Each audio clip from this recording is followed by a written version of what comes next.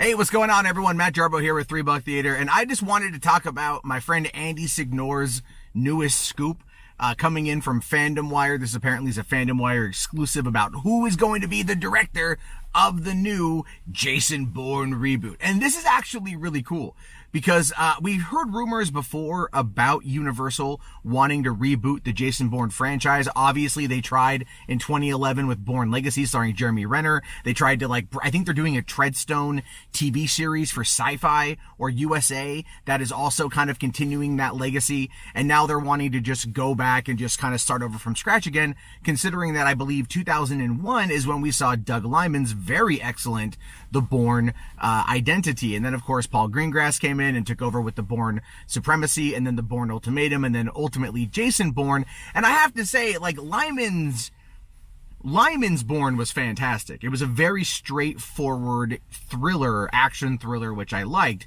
Paul Greengrass took it to Blair Witch Project depths for shaky cam with Supremacy and Ultimatum. And if you really go and look at Ultimatum, it has no story. It really doesn't have any story in that movie whatsoever. And I was really disappointed with the last two Bourne films. So much so that when I heard that Jason Bourne was coming back around and they're going to be doing Matt Damon one more time and Paul Greengrass one more time, I was bored. I thought to myself, nah, I'm good. I'm not going to watch it. And I haven't seen it yet. I haven't cared.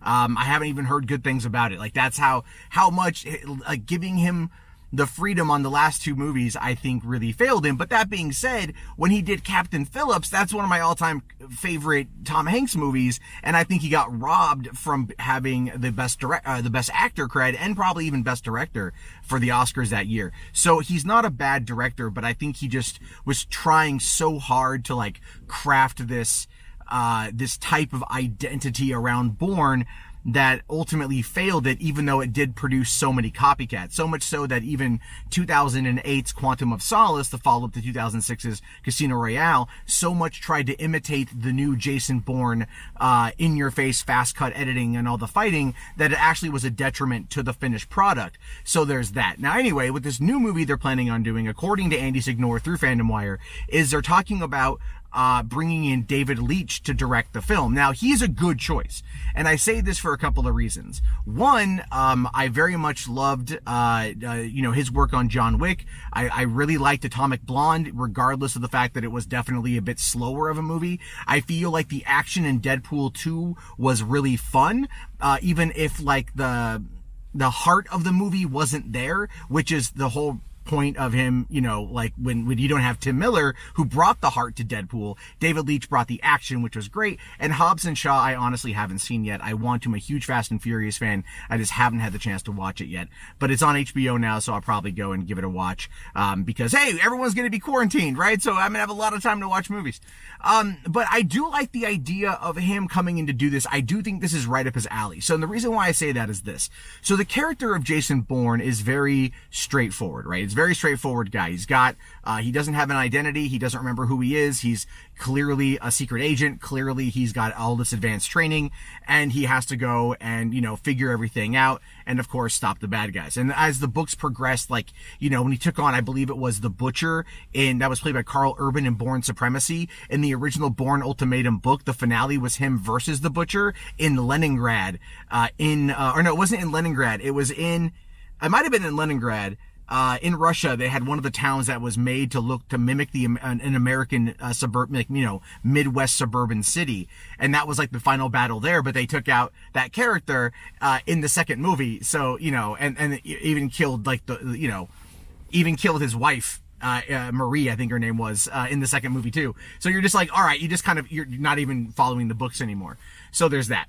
And that might be another reason. But when I look at David Leitch as a director, I think he could bring to the table what Jason Bourne needs. But I also have a few concerns, because the way I view it is a lot of these action movies, while you do have hard-hitting, in-your-face action, there's a lot of crazy, over-the-top stuff. One of the things that's really necessary, in my opinion, is to have the heart and the emotion. It's got to be there, something for people to latch onto. You got to care about these characters. And I think Liman did a really good job establishing that in identity. And I think that Greengrass did an okay job carrying that forward with the next couple films. But what we need is David Leitch to bring that in. And that's honestly one of his very strong failures as a filmmaker. It's one of the areas he's the most weakest in, is trying to establish that connection.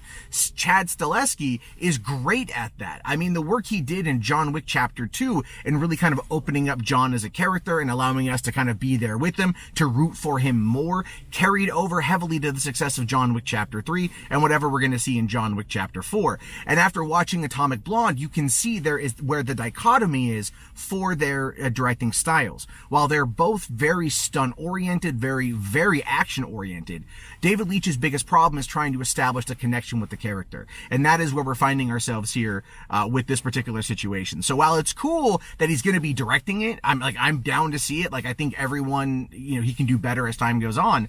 My biggest fear is that he's not going to be able to establish the character of Jason Bourne and getting us as audience members to relate to the character, to respond to the character, and all that stuff. So anyway, those are just my thoughts on that one. I'm very curious to know what you guys have to say about this. Are you excited? Are you not excited? These are just things I want to know. Right now, I'm going to go and brave Costco and hope that I don't die. But I still wanted to talk to you guys about movies while I'm feeling chipper and upbeat enough to do so. But hey, if you liked the video, do me a solid and leave a like. If you want to go check out Andy Signore's video, he's over there on Popcorn Planet. Give him a like. He's a friend of mine. And consider becoming a channel member. More live streams on the horizon. More fun movie talk coming. I realize that the coronavirus is absolutely it's invading all the conversation right now. And it feels like it's sucking all the air out. It's sucking all the fun out. And I want to have more fun with you guys. So that's what we're going to be doing in the future. But I just wanted to talk about this. Let me know your thoughts, your opinions down below in the comment section. My name is, of course, Matt Jarbo. This has been $3 Theater. I love you guys very much. Thank you so much for being here. Have yourself a great day, and peace out.